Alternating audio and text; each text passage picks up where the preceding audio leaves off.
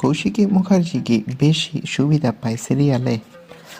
কৌশিকী জগদ্ধাত্রী সিরিয়ালে দুর্দান্ত অভিনয় করছে, আর অভিনেত্রী রূপসা চক্রবর্তী বর্তমানে আলোচনার কেন্দ্রবিন্দু, কারণ তিনি প্রযোজক স্নেহাশিস চক্রবর্তীর স্ত্রী, আর তাই নেটিজনদের মধ্যে অভিযোগ ধারাবাহিকে বেশি সুযোগ সুবিধা পান তিনি।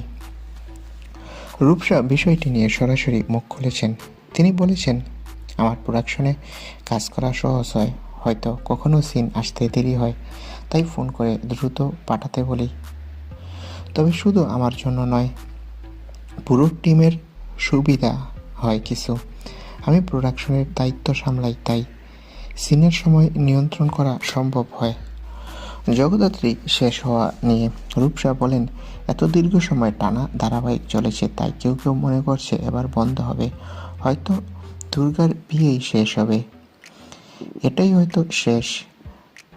তবে সবটাই প্রযোজকের পরিকল্পনার উপর নির্ভর করছে।